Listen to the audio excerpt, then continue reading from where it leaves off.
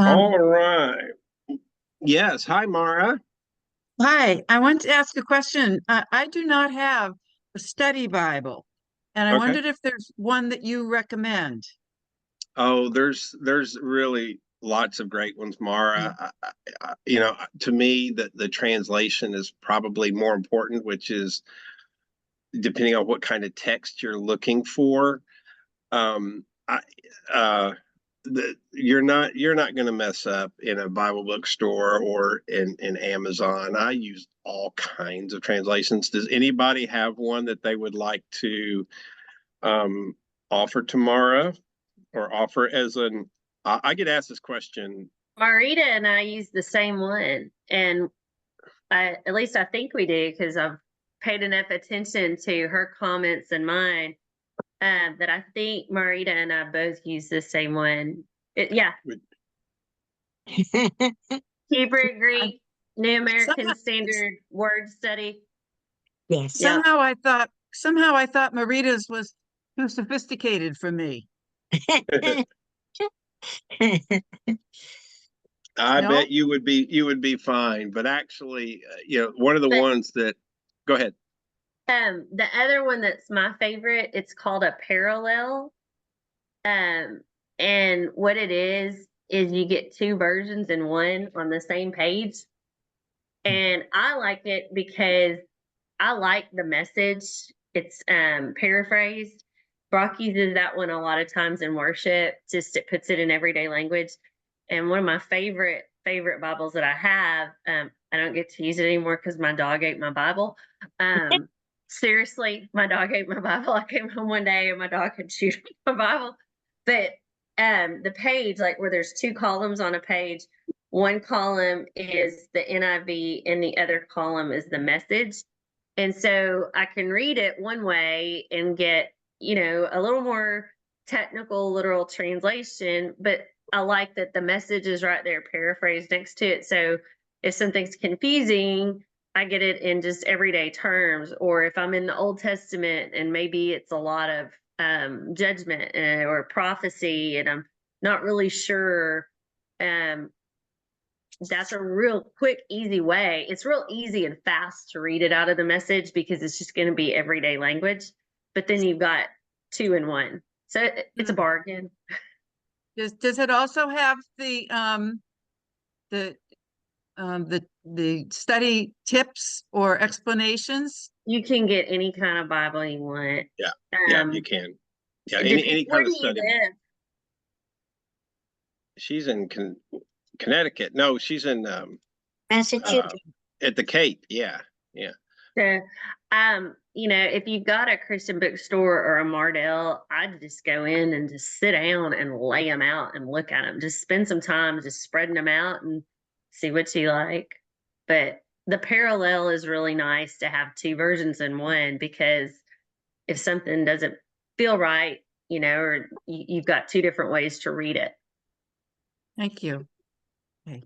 Well, all You want to right. Well, mention that, I'm sure. yeah. Well, I'll we mute. are we are at start time, so we're going to go ahead and get started for tonight. So let's begin with a word of prayer. Father God, we thank you, Lord, for watching over us this past week. Lord, we thank you for all the blessings that you've provided to us each and every day, even though we have forgotten what you did for us last Thursday and Friday and any other day for that matter. Forgive us, Lord, for being forgetful. Forgive us, Lord, for just sometimes moving on when we need to be spending a little more time reflecting and giving you thanks. Lord, we thank you for the rain that falls outside as well as the sun that shines, and for the way that you work this world into the way that you need it to continue to bring hope and to bring life to all of creation. Lord, be with us during our time together and open our hearts and minds by the power of your Holy Spirit, that with our ears, with our eyes, with our all of our senses, and with our heart, that we may perceive what you wish to say to us tonight. We offer this, Lord, in your holy name. Amen. Amen. All right, so we are going to start actually in Mark chapter 6. And again, the reason is that Mark chapter 8, which is what our main passage for tonight is. Mark chapter 8 talks about the feeding of the 4,000. But what most people are familiar with is the feeding of the 5,000. And I intentionally avoided that and when we were covering chapter 6 so that I could kind of come back and put them together. I think it's easier for them to go kind of side by side.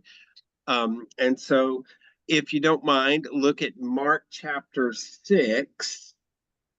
And I'm going to start in verse 30. But before I get to that, I want to kind of catch you up in the timeline because these are some things we did talk about a couple of weeks ago and that are on the previous recordings. But in the beginning of chapter 6, Jesus was rejected in his own hometown. And we talked about the challenges that would have been to be who he was, and the people who know him best, how they don't accept him and how they refuse him. And then after that passage, Jesus sends the disciples out 2 by 2 to go spread the gospel. We're not sure how long he sends them out for. It may have been 2 weeks, it may have been 6 months, but he sends them out 2 by 2 to go take the gospel into wherever they happen to be. And he gave them a couple of things. He gave them permission to take a couple of things and told them not to take some things. So just as a reminder, if you haven't seen that recording, he told them that they were to be able to take their walking stick or their staff. They were able to take their Nikes or their Reeboks or whatever their footwear was, okay?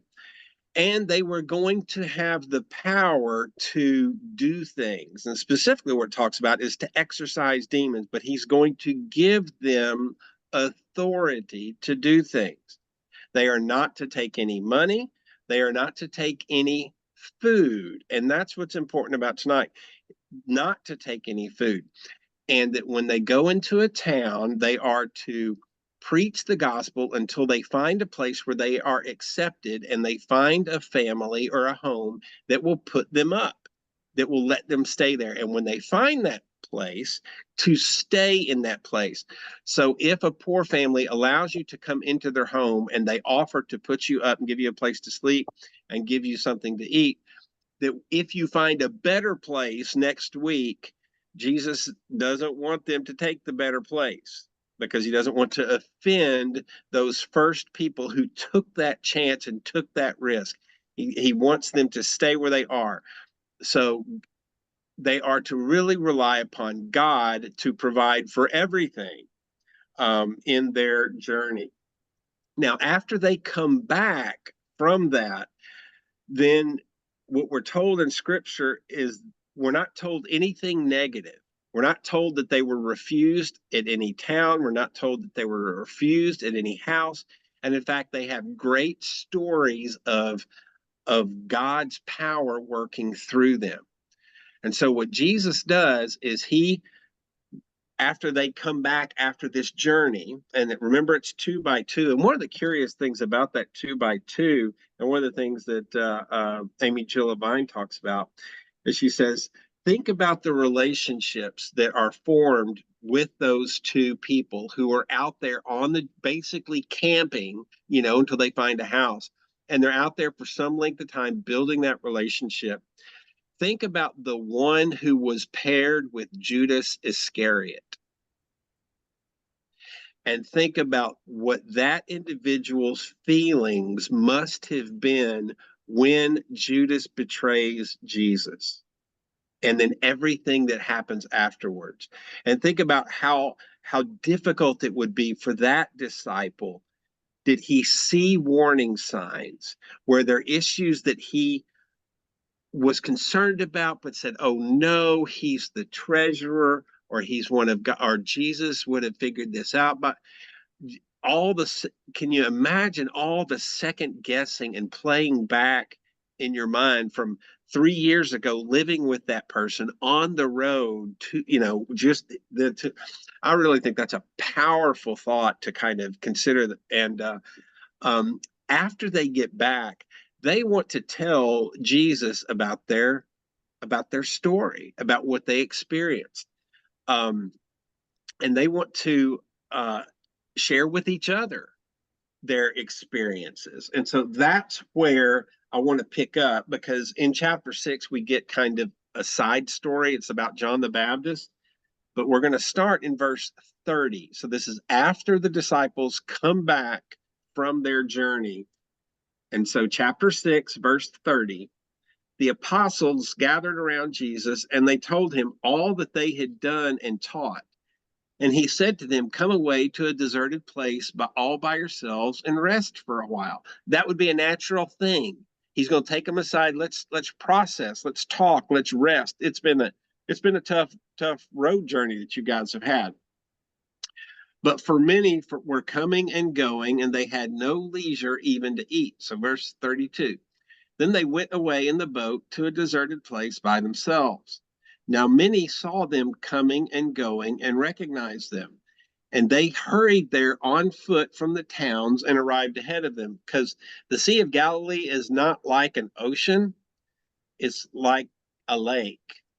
And so even though from north to south it's a pretty good distance, east to west it's not so much, so that when they push off in the boat, they can still see them from the shore. So they go running ahead to meet the boat. They can see where Jesus, the disciples, are going. And so, verse 34, and as he went ashore, he saw a great crowd, and he had compassion for them, because they were like sheep. And this is important in this story. They were like sheep without a shepherd, and he began to teach them many things. And when it grew late, his disciples came to him and said, "This is a deserted place, and the hour is now very late. Send them away that we may go into the surrounding country and villages and buy something for themselves to eat." But he answered them, "You give them something to eat." And they said to him, Are we to go and to buy 200 denarii worth of bread and give it to them to eat?" And he said to them, "How many loaves do you have? Go and see." And when they had found out, they said, 5 and 2 fish. And he ordered them to get all the people to sit down in groups on the green grass. And so they sat down in groups of hundreds and fifties. And taking the 5 loaves and the 2 fish, he looked up to heaven. He blessed and broke the loaves, and he gave them to the disciples and set it before the people. And he divided the 2 fish among them all. And all ate and were filled, and they took up 12 baskets full of broken pieces and of the fish. And those who had eaten the loaves numbered about 5,000 men. So on this story specifically, as we read it, and it's a story you've probably heard before, or at least heard about before, I'm curious to see what kind of jumps out at you about this story, other than the obvious miracle of feeding all these people with just 5 loaves of bread and 2 fish. Is there anything else that jumps out to you in the way that Mark specifically presents this gospel to the church, to the people? Thoughts? Jump right in. You don't have to raise your hand, just go right on in. Well, I'm kind of cheating because I was reading Jill Levine's book today after I watched your video. And what was interesting, coming from her Jewish perspective, she said the 12 apostles closest to Jesus didn't even, recognize him as the Messiah, because like in here, they're saying, what do you mean we got to, feed these people? It would take, a year and a half worth of wages. It's like, why didn't they know he's a Messiah? He can do miracles. Yeah. Yeah. Well, that is a good question. And I think the question is going to get even deeper when we jump into the next story, because this is the first of these feeding experiences. And Christian just made a comment and said, my Bible says 5,000 men plus their families, and he's correct, because they're only going to count, and the male dominated the men, when in fact we know that their families would be with them. So this is not just 5,000 people. This is closer to 15 or 20,000 probably. And so, but there's a couple of things in this text that are curious. And one of the things we talked about in the first class was that Mark, we believe that the author of Mark is writing specifically to a non-Jewish audience. And that he's writing most likely to the church in Rome, the churches in Rome, to non-Hebrew people. And so throughout the gospel, we get lots of description about Hebrew traditions. And that's how scholars come to this conclusion, is that if you're talking to just the Jewish audiences, like it seems like the other gospels do, they don't go into detail about why Jews do this, why the Hebrews do this. Mark does go into some detail, but this passage seems a little bit different. And one of the interesting things we know about the early church is that most of the early church is not most likely made up of non-Hebrews. Most of it is probably made up of Hebrews who have accepted Jesus as the Messiah. Does that make sense? I mean, typically when I'm teaching it, I'll say pretend it's half and half, but we know that majority of it was the Hebrew church. And this passage specifically, talking about the 5,000, has some very specific Hebrew elements in it. Verse 41, and when he had taken the 5 loaves, the 2 fish, he looked up to heaven, Uh-huh. blessed, and brake the loaves. That's Yeah. what he did at the Last Supper. Oh, yeah. Yeah, absolutely. Yeah, and the Last Supper being Passover, and we're going to really see that, Marita, in the 4,000 even more so, because I mean the 4,000 is almost identical to our liturgy that we use in communion.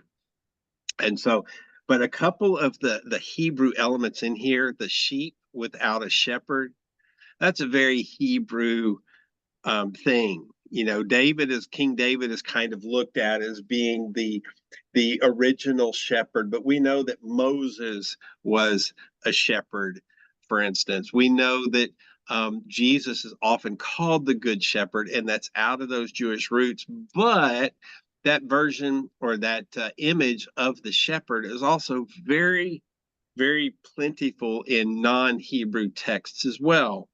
Hebrew or Egyptian pharaohs, for instance.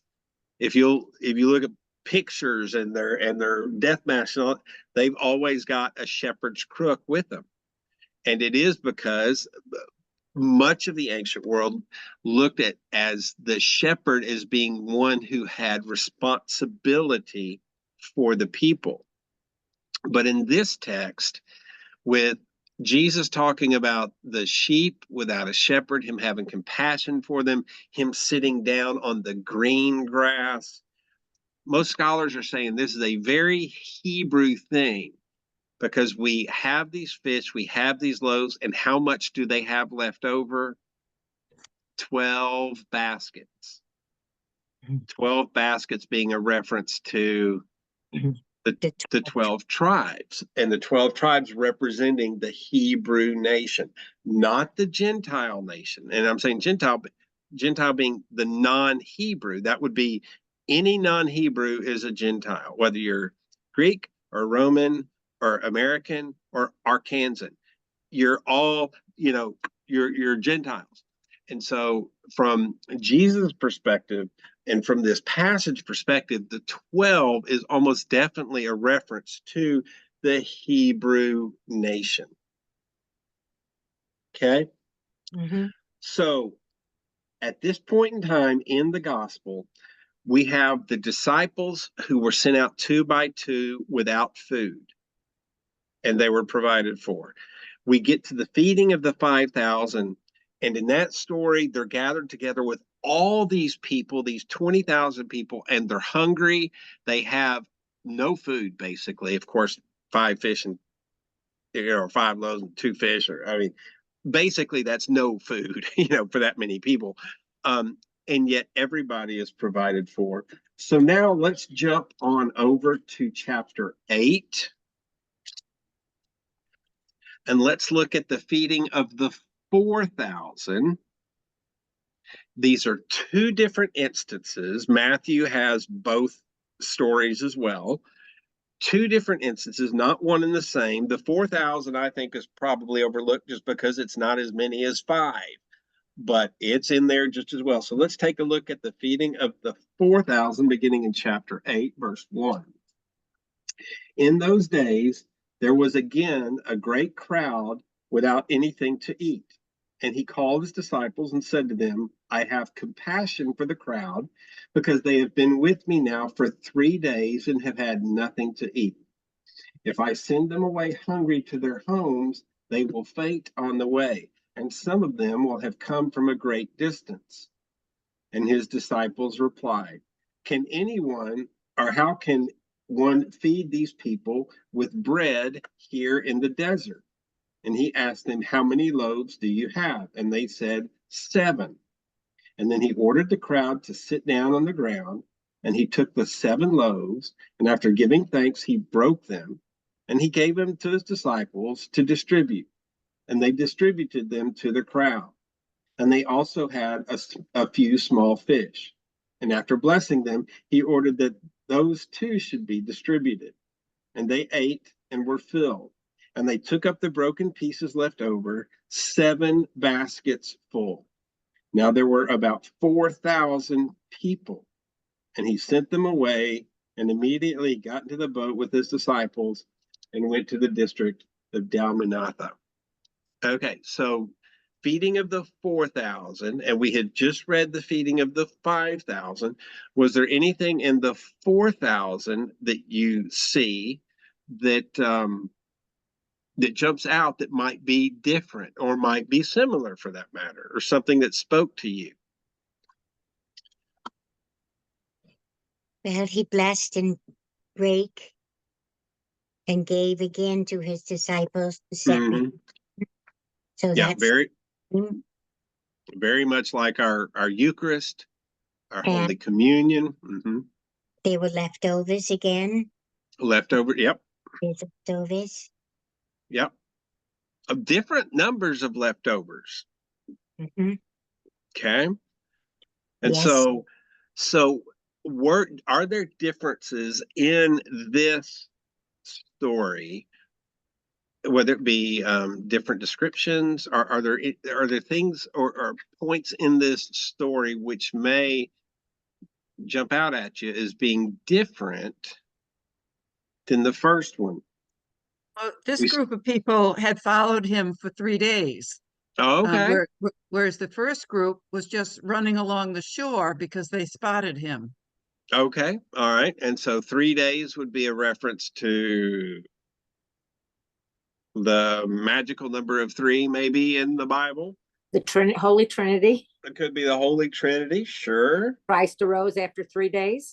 3 days in the tomb. That's right. Christ arose. Three's a big, common, good number. It's a good biblical number for sure. How many loaves do they have? 7. 7. So the previous story was 5 loaves, so this is 7. 7 could reference Hmm. could Oh, reference what? oh boy. I want to say Completion. Completion. Sure, we get completion because of the 7 days of creation. Sure. a sacrament. That's Yeah. it. There's got to be more though, because I thought right away, of course, the 7 sacraments. But Sure. And that being in full completion, absolutely. I think that's absolutely accurate. And one of the things that you might not know is that if Mark is indeed writing this in, let's say, 65 AD, that's 35 years after the death of Christ. Okay. And we can sit here, because all of us are advanced enough in life, we can sit here and think about where we were 35 years ago. right? There are probably a lot of witnesses still around from 35 years ago. Now, they may not live as long as we do, but if we're talking about 4,000 people, and in the previous story, up to 20,000, there are lots of witnesses around that if Mark is writing this gospel, lots of people that could stand up and say, that's a bunch of hooey. It did not happen that way. There was a food truck that pulled up that took care of everybody. Right? I mean, we're only talking about 30 or 35 years. There are living witnesses and living participants to both of these stories. But for Mark, if he's writing this, if he's in Rome and he's kind of the understudy of Peter, it is most likely Peter is already dead. St. Paul is probably already dead. But there's a few of the disciples that are very much still alive in 65 AD. John Mark is not one of them. We know that John, pretty confident that John is very much still alive because the Gospel of John doesn't come around until 90 AD. And then Revelation after that. But where was Andrew?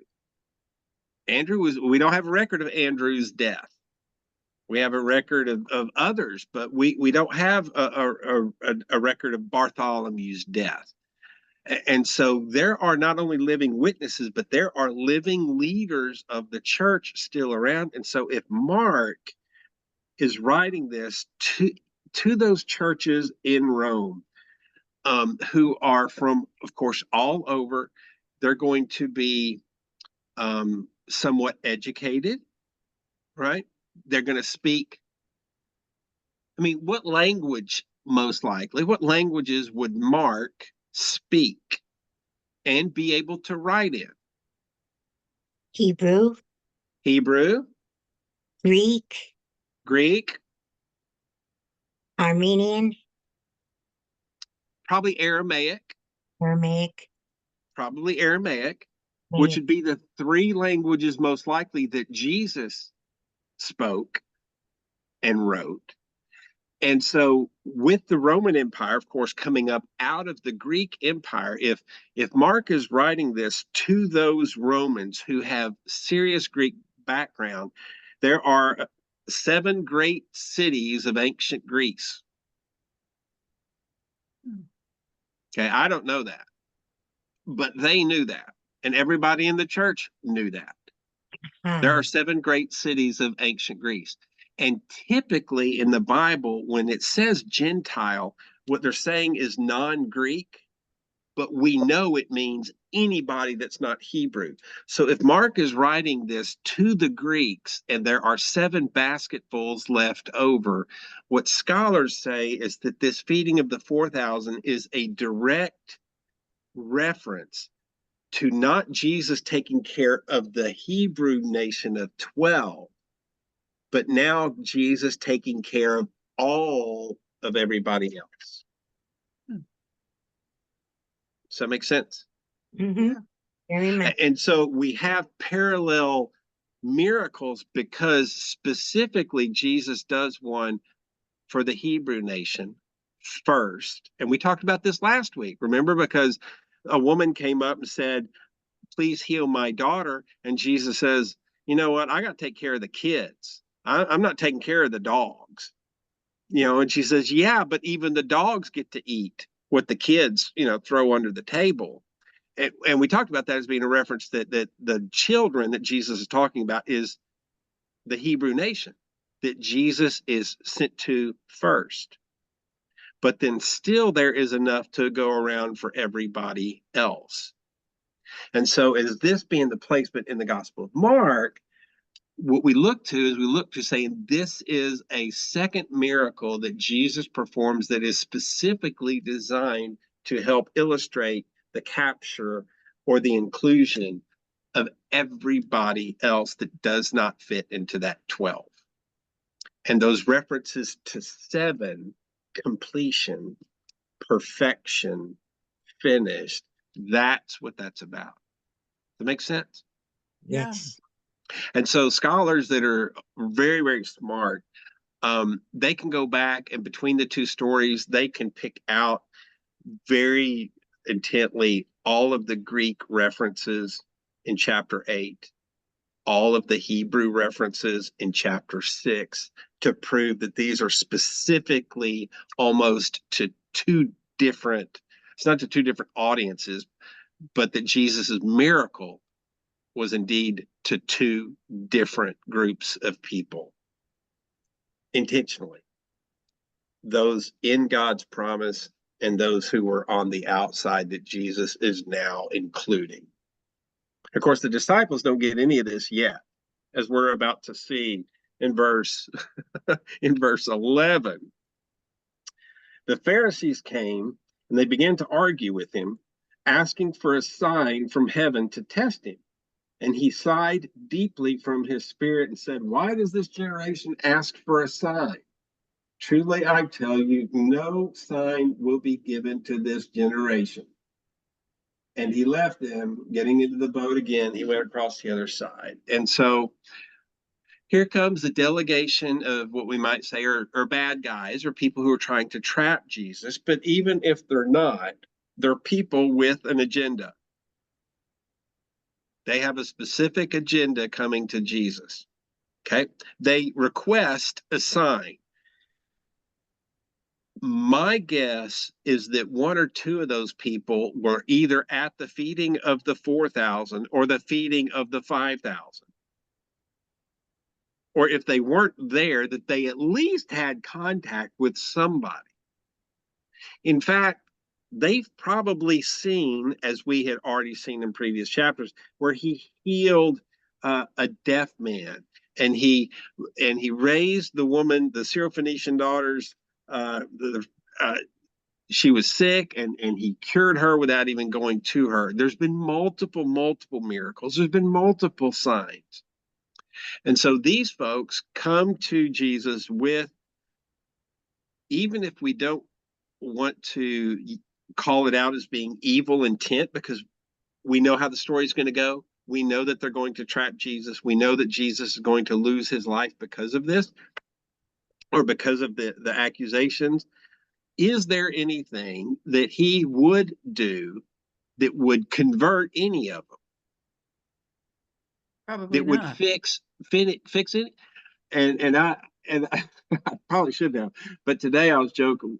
We're having the morning class, because of the construction. We can't meet in the fellowship hall, which is usually where we meet, and we have big tables so everybody can spread out with the writing tablets and everything.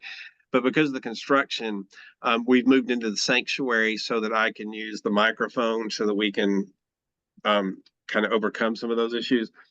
And so I said something along the lines like, "Do you ever come to church without an agenda?" Being that most of the time when I come to church, I have an agenda to accomplish. And it may be to not blow the sermon. It may be to make sure that everything is done correctly. It may be that, oh my gosh, I've always got so many things going on in my head that almost, if when it doesn't go wrong, like I still try to find something wrong with it, because I have an agenda in my head. It almost sometimes doesn't matter. And I think any of us, so I think we bring our problems to church, and that's okay. I think that's where we're supposed to bring them. But I think where the danger is if we bring them to church and we're not open to what it is that God tells us, which might include we're wrong. Where I don't need to, this problem that I thought I had is not even a problem.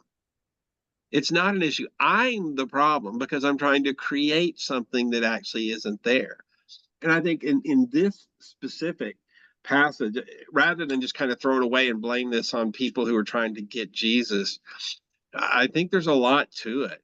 I think there's something that we can kind of glean from it as well, that sometimes we, even though we might know it's not good to put God to the test, sometimes we do, even if it's inadvertent. You know, I mean, does that make sense? Yeah.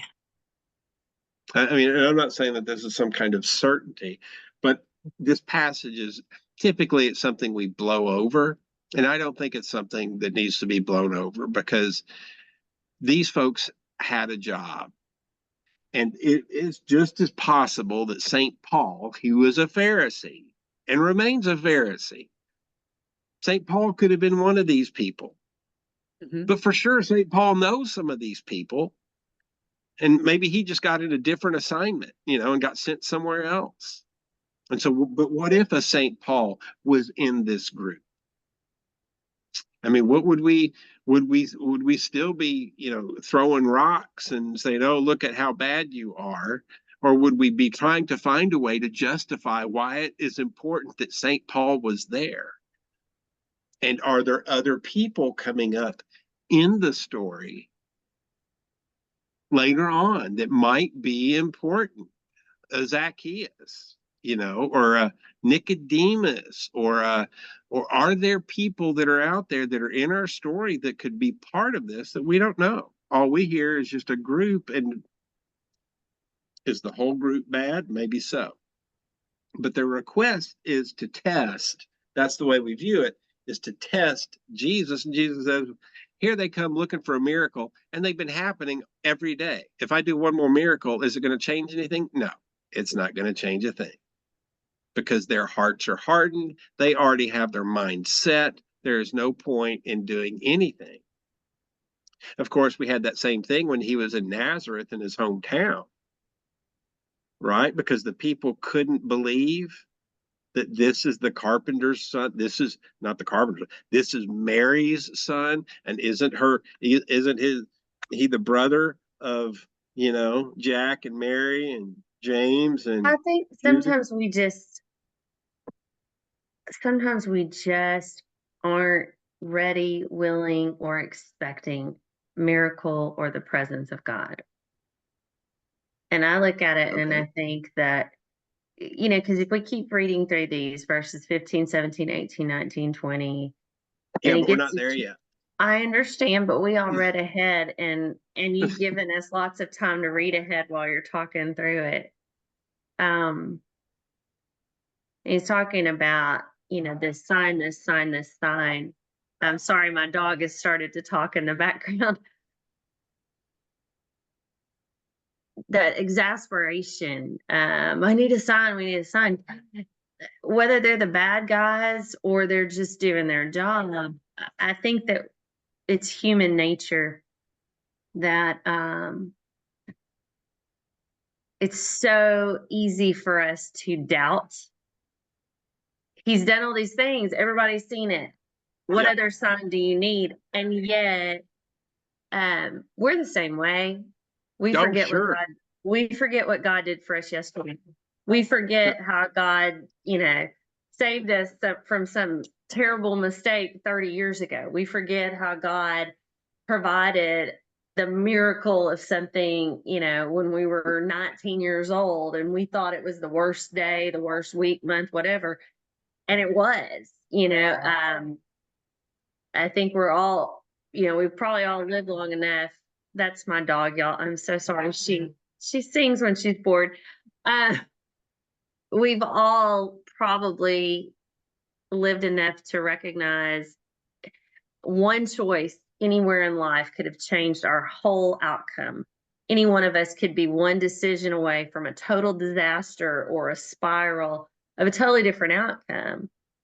And to me, those are some of the miracles of God showing up in life, that there was some moment of grace to either give me the presence of mind or God's grace that interrupted through someone else to save me from stepping on myself. Sure. But yet we want a sign. We want something. Show me Sure. this is real. Show me you're really there. You're really there. When really he already has. Yeah. But we're always grasping for more. And I know we didn't read ahead. I know we're not looking ahead. No, But yeah, and you can't because there's different conclusions that are going to come up.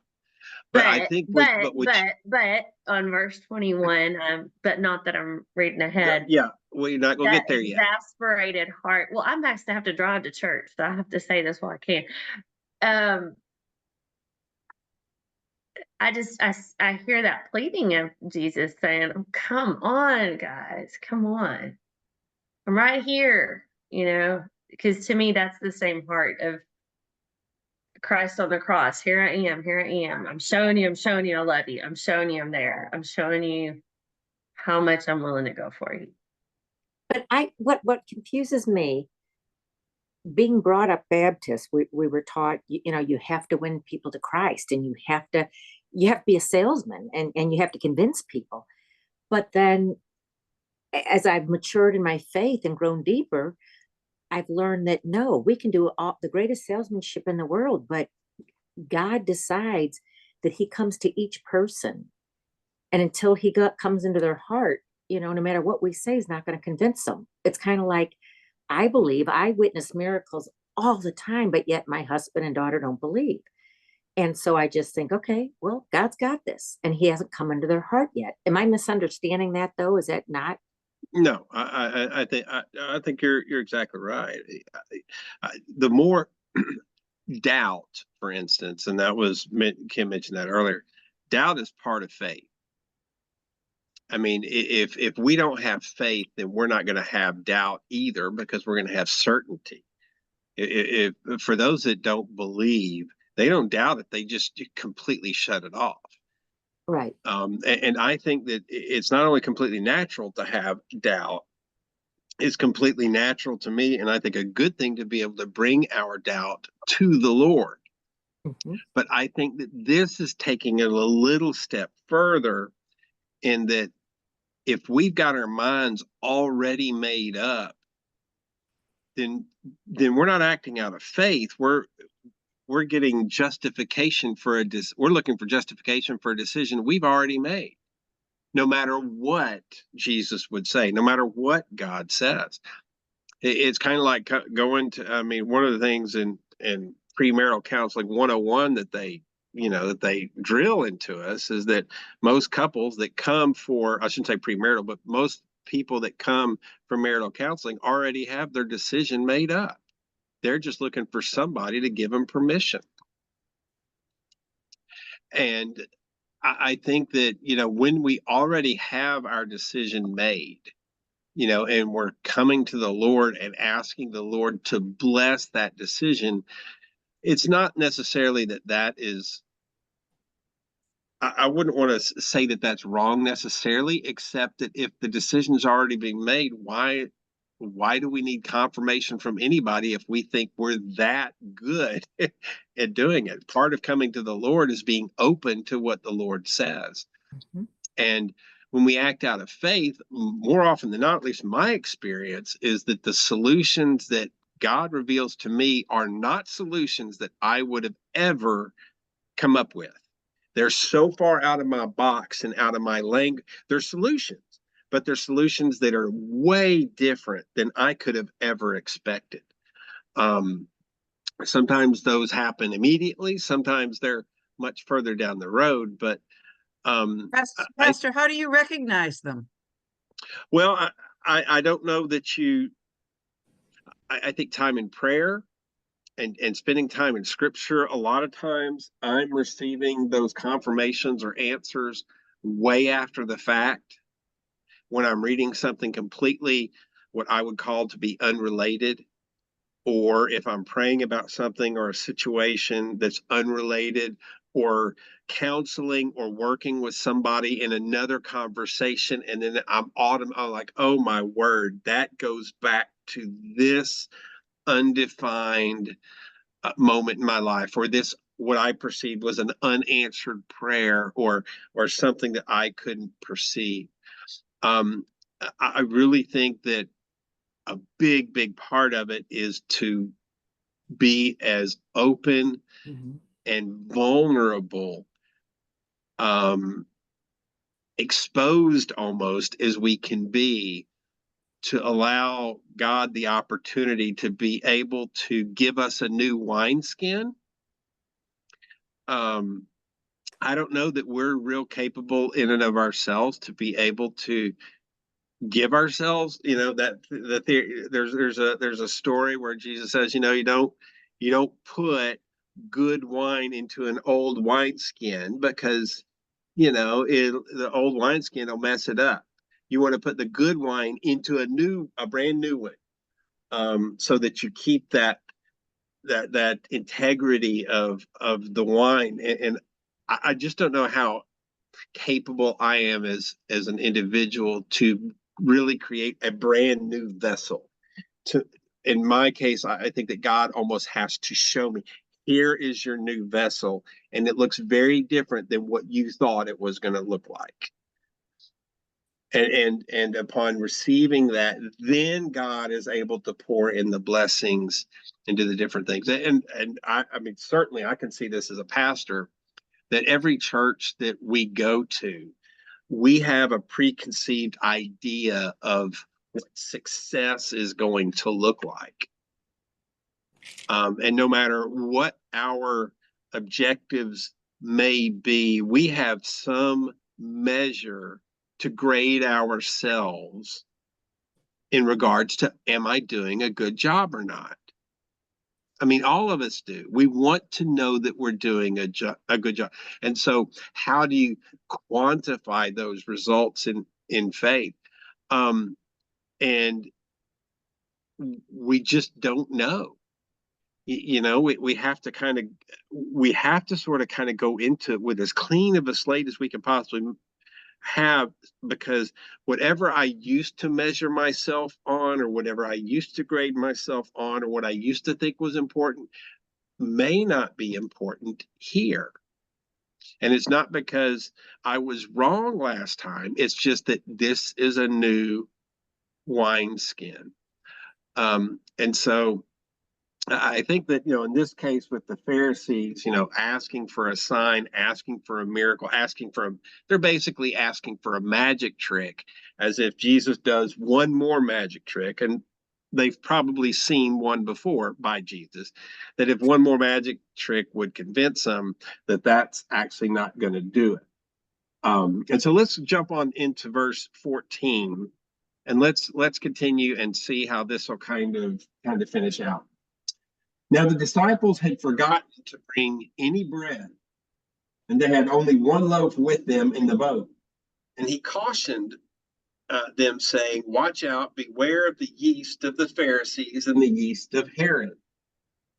And they said to one another, "It is because we have no bread." Now remember, they went 2 by 2 with no bread, no food, right?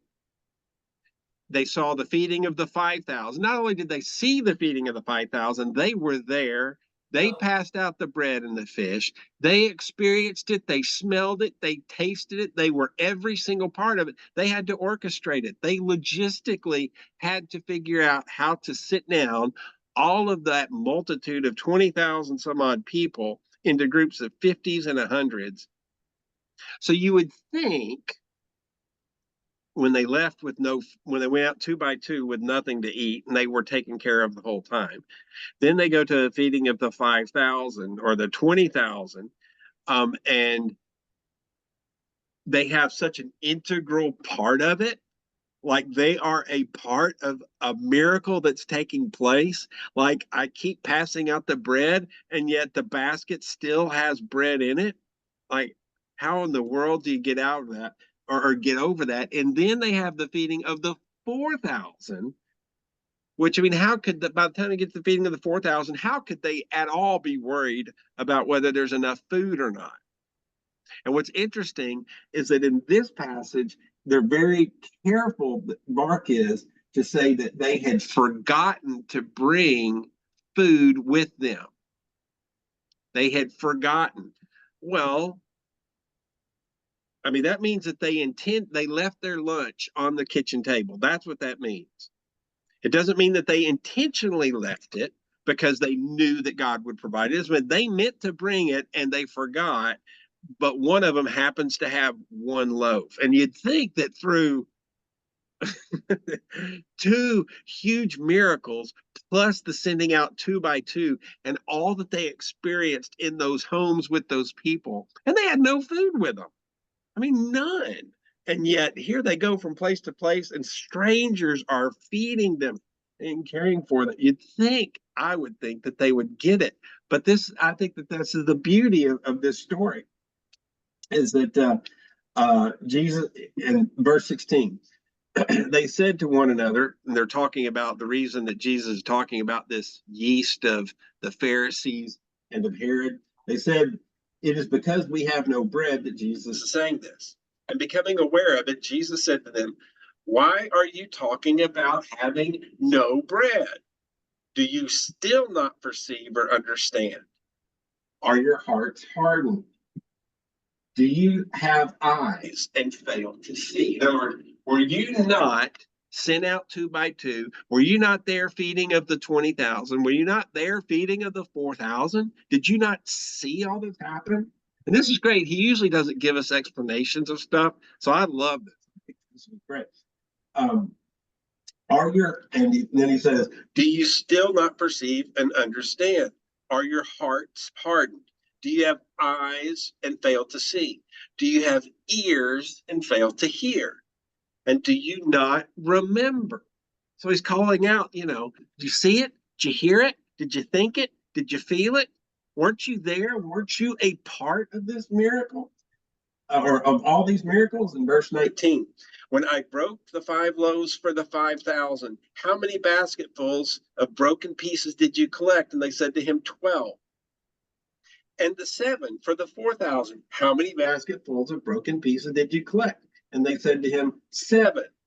And then he said to them, "Do you still not get it?" And one of the things that I really so let me finish this, Mark. One of the things that I love about this story is that knowing that John Mark writing this to the Roman church, and the Roman church reading this, and knowing that there's still disciples who are around, that there is still a living disciple that can come visit the churches in Rome and preach on a Sunday or something like that, and to be in the congregation and looking up there and saying, "This guy is one of these turkeys that did not get it. How could you?" I mean, that's what I would be raised. How did you not get it, John? You're Jesus' best friend. And you went out 2 by 2 and you had enough, and you fed 20,000, and that's not enough. And you feed 4,000 and it's not enough. And you're in the boat for half a day and you have 1 loaf of bread and you're worried about having enough to eat. How does that happen? For me, in the congregation, for me, 2,000 years later, I'm able to say this is helpful because Jesus is not turning them away. Maybe, yeah, he's a bit frustrated with them, but he's not turning them away. And he's not giving up on them. And if they don't get it after being a part, a physical part, they saw it, they heard it, they smelled it, they tasted it, they felt it. And I don't have any of those things. I was not a part of all. Now I'm a part of my own miracles, yeah, but I'm not part of all of those things. And if I don't get it, it's okay. Jesus is not going to give up on me, even if I don't get it. Now, not getting it doesn't mean that I quit. Getting it means that I stay in the game and I stay after it and I keep doing what I think I'm supposed to do, and just allow God to continue to reveal to me why I don't get it and why sometimes I still doubt. Because that's what's happening here, is that the disciples are still doubting after all. And this is like recent stuff. This is all stuff that's happened recently. And, some of the miracles in my life are like Kim had mentioned earlier. I mean, sometimes it's so long ago, I forgot. And I've had a couple of hard days in this past week, and I barely even remember them now. And I hardly even remember why they were bad days. I just remember praying for God to help and to give me, and I got help, and I got solace, I got peace, and yet I could barely remember them now because I've like moved on in life, and I'm forgetful. It's like, okay, what's the next problem? Or what's the next issue to tackle? And I just think this is wonderful. The yeast, the reference to the yeast, of course, being a small amount of yeast creates a fluffy loaf, a much bigger thing. A mustard seed, which is tiny, becomes a great big bush sort of thing. That it only takes a little bit to be a problem. But for the most part, this reference to Herod and to the Pharisees, a Pharisee reference is most likely a reference to the fact that even within the faith, we can get off base. Again, Paul's a Pharisee. He doesn't renounce his Pharisee. The Pharisees aren't the bad guys or the bad girls. They're a certain group, and there are people that are in there that are doing the best they can, but they're ignorant. And some of them are going to be, we know, among Jesus's greatest ambassadors, greatest evangelists, but that the Pharisees is probably a reference to those who are already on the inside, and that Herod in this case is probably a reference to that on the outside, which may mean not only people but culture. That culture, even a little bit of culture taken in the wrong or from the wrong perspective, it seeps in, and we may not be able to see it, but it can create something much bigger than. Does that make sense? Mm. Okay, and so we kind of think that's the predominant reference, at least to those specific groups.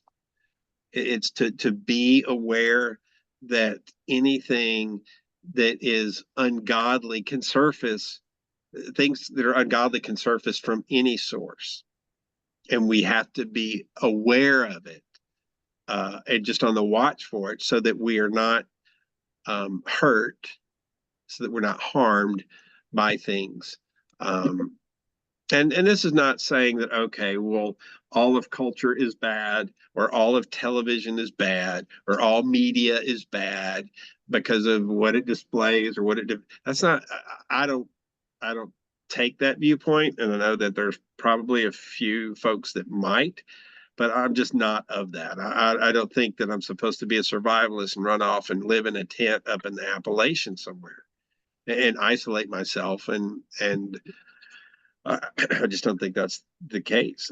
I think that my job is to learn and understand the best way I can, so that I can help connect culture to faith, and to be aware enough of culture. Go ahead. I took it that he's just saying, I don't go down that path talking like those yahoos. That's the way I read it. Okay. Yeah, and Don't I act think like those like that. Crew. Sure. Just get your head out. You've seen the 5, you've seen the 4. Come on now. Don't get all messed up. You know what you've seen.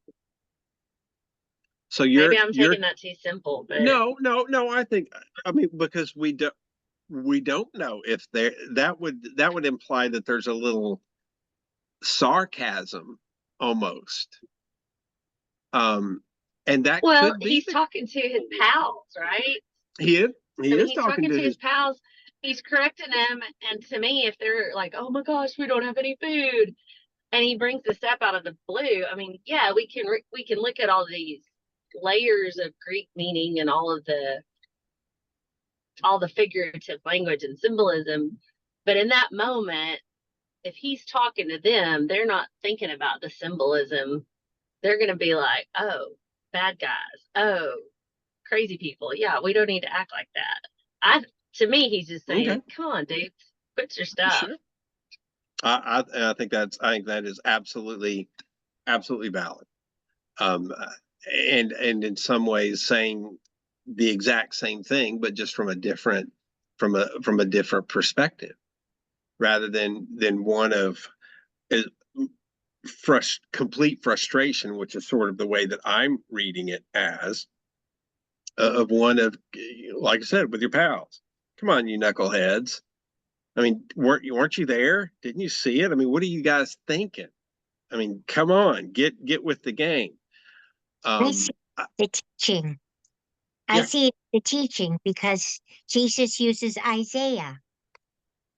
He's saying, having eyes, you see not. Mm-hmm. Having ears, hear ye not. And do you not remember? Mm-hmm. Basically from Isaiah saying Connecting that. passage. And so Yeah. I think that Jesus is using this as, like you say, wake up, but Yep. it's a teaching. Yeah. Yeah. And it is a reference that comes up in scripture. It's, have you not known? Have you not heard? Mhm. You know, have you not been awake about what's going on around you? And Mhm. sure thing. So I think it's a really a neat and I think an interesting passage. And so let's jump down because we're out of time, but I want to look at real quick this next miracle in verse 22. This is the blind man of Bethsaida. They came to Bethsaida, and some people brought a blind man to him and begged him to touch him. And he took the blind man by the hand, and he led him out of the village. And when he had put saliva on his eyes, and laid hands on him, he asked him, "Can you see anything?" And the man looked up and said, "I can see people, but they look like trees walking." Then Jesus laid his hands on his eyes again, and he looked intently, and his eyesight was restored, and he saw everything clearly. Then Jesus sent him away to his home, saying, "Do not even go into the village." And so this blind man that is brought to Jesus looking for healing, we have already seen in the previous chapter that Jesus healed a deaf man by spitting in his hands and putting his fingers in his ears. That's in the previous chapter. And now we see a man who's blind, and Jesus takes him away from the crowd, takes him out to the outside of town, spits on his hands and rubs his eyes and says, "Can you see yet?"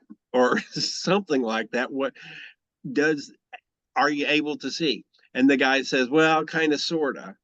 And he says he sees people that look like trees. Of course, if he's been blind from birth, he doesn't know what trees looks like, but he has probably walked into plenty of them.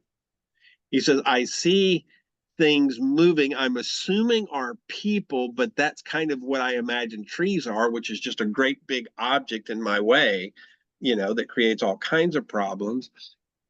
And then Jesus says, "Well, hang on a second." And he does it again.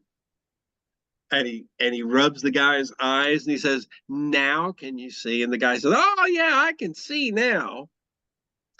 And I think that's great. I think the fact that it's not that Jesus has to do it twice as much as it is that the man needs more, that the person needs more than just a conversion experience.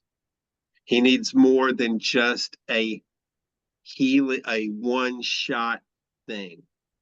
Kind of like when we decide to give ourselves to the Lord or to start a new day. Once we make that decision, once we make that commitment, that's just the beginning.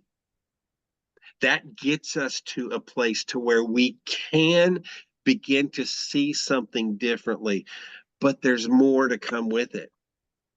And if we stretch it out and say, okay, if this doesn't happen over the course of just a few moments and over the course of a lifetime, that it is throughout that faith journey that our eyesight becomes more perfect. Well, it's almost a parallel to what just happened with the disciples, right? They had this pow, 5,000, pow, 4,000. but they can't see it. Still don't have. Yeah, Right. I think that's a great analogy. That's right. And here's Pastor, I this had, man, he gets that and he can't see it, but he's saying, wait, but I almost get it. I almost get it. Mm, He's he recognizes he's almost there. And they yeah, could sure. What I'm Mara? scratch their heads. what I'm hearing in all of this conversation is a description of, I think, of human nature. It's doubt, trust, fear. That even though, yeah, I saw what Jesus did, but will he do it again? Will he do it this time? Yes, Yeah. he fed us the last time, but will he feed me this time? And that fear of abandonment is such a part of our nature, and the trust, the lack of trust. Am I going to be okay?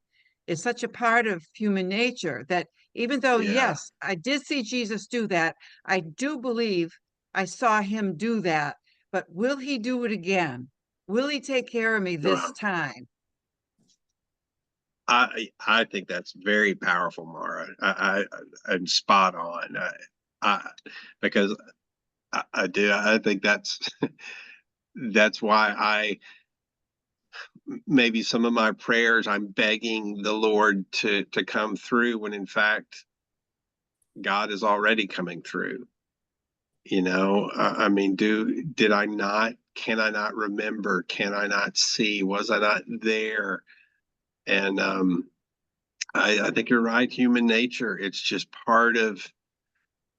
um, part of our imperfect nature. And You know. insecurity, yeah. Yeah, and our greatest fears are the ones that seem to come up first. At least for me, whatever my biggest fears are, they're the ones that resurface. Um, it's kind of like when we give up a bad habit. The first time that we hit a real difficult time, the first thing we go to is back to that habit, because we look at it as almost a security blanket, as a way that it got us through things.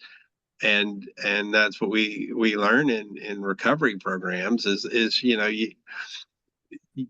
go to you have to train yourself to go to something different. You cannot go back to the way that you used to handle the problem, because that was unhealthy, whatever it happened to be. So I think that's great. Yeah. Although I gave up drinking last December, and my husband keeps saying, oh my gosh, are you going to eat 3 double scoops of chocolate ice cream tonight? Oh, well. I gave up alcohol, but I'm still addicted to sugar. Well, hey, Lent will start here in March, middle of March. So, you got about another 6 months, Judy, and then you have to Yeah, give but it up. Baptist, we never did that Lent thing, Pastor. You know that. Well, I know, but I'll put the guilt on you when we start Okay. back up.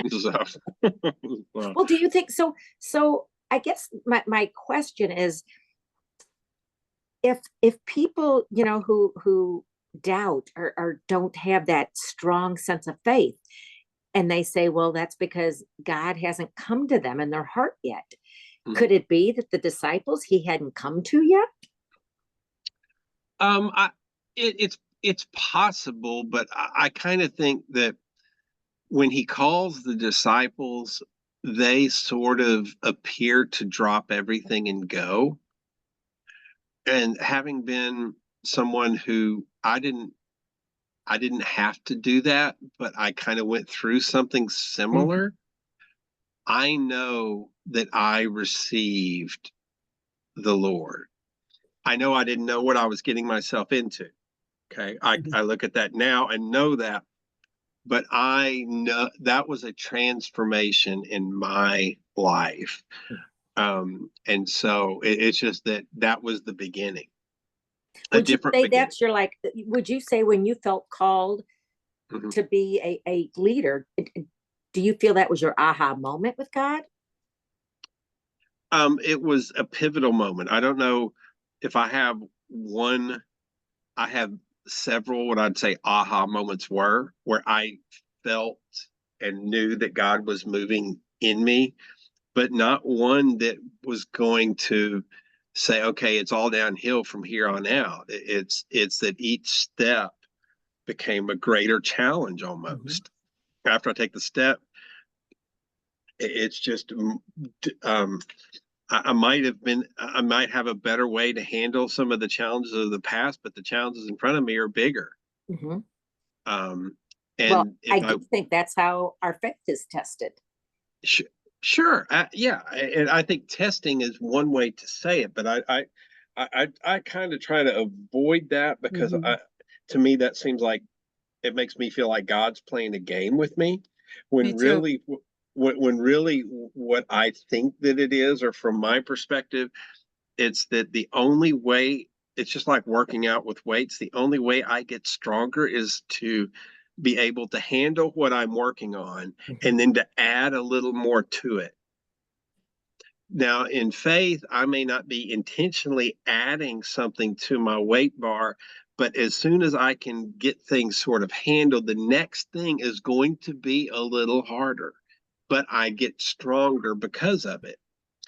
Um, but at any point in time, you could get to the point to where, okay, um, I can't lift any of this, but that's what one of the promises of Jesus is: you're not going to be given something you cannot do. You will be able to have the strength to do this no matter what it is. And so that's easier said than done. Because when I'm in the midst of one of those moments and those periods of trial and temptation and doubt and everything that comes with it, because I'm subject to it just like everybody else is. I feel like a straw on my back and I'll collapse and everything is going to fold. Um, and so I don't think that we ever get out of that. And I don't think that we're supposed to. I think that it's sort of like this man. It's just two instances. He gets part of his sight back on the first spit, the first word of God gives him his partial sight back. But the second time, Um, I just kind of think that it may not happen in an instant, and it may be. I think this happens in an instant, but for me, I'm looking at, okay, I'm a lifetime, and I've had several moments of these where God is rubbing my eyes, and the word is, okay, I can see a little bit better now. Okay, I can see a little bit better now again, and that throughout my life, I'm just being able to see a little bit better and better if I'm doing what I'm supposed to do. So, I well, I think rather than thinking of it as being tested, like I don't like that either. Feel like I don't like feeling like I'm a toy. right. But if I look at it as though my purpose here on this earth is to grow and become all that I am intended to be when I arrived here, then the way for me to do that is to continue. The way to continue to grow is to continue to face new things. It's Oh, not to oh, accomplish this and then sit down. sure. So I think of that Oh, as yeah, more hopeful for me, a more hopeful way to look at it. That sure. my purpose is to grow. Yeah. And it's intentional. It's your choice to be intentional to do that. Um, because it would be easier, I think, in some ways for us to quit and say, enough's enough. I'm done with all this. Um, but we don't. We still have to kind of make up our mind to be intentional about it and to keep in and keep going as best we can. Well, we take slumps, but then try to get back at it. You bet. You bet. Well, Well, thank y'all so much for joining us tonight and for hanging out. I sure appreciate y'all taking time out of your day to come and hang out with us in Bible study. And we're going to be right back next week with Mark chapter 9. But you don't necessarily have to wait. Let's see, here it is. Mark chapter 9, but you don't have to necessarily wait that long. I'll be preaching on chapter 8 this Sunday here at the chapel. That's at 10 a.m. Eastern, and you can watch and participate in that no matter where you happen to be. And Reverend Jeffrey is online now and able to communicate back and forth as well. So I think that's really cool. I'm very happy with that addition and enhancement. but that'll be this Sunday at 10 o'clock. But if you are unable to join us, or if you've missed any of these, all these are recorded. These online sessions are recorded, and they're available on our YouTube page. And you can find that either in our chapel line or on our website, on our main website page. If you are going to our website, there's in the top right-hand corner of the website, there is a red YouTube button now. And all you do is click that, and it goes straight to these recordings. And you can see and watch those. And our worship services are also being loaded onto it as well. So thank y'all. Pastor, I'm not yeah. sure. Can I ask? I'm not sure what you meant about what Reverend Jeffrey is doing. What did you mean he's online? We have, in order to make online worship and everything work, it takes a lot of pieces to make it work well. And so he is helping us to get our visual and audio quality to its utmost. And then part of that is that during worship, you can communicate with him live. And you can do that on your computer, on Facebook, through Boxcast, through the website.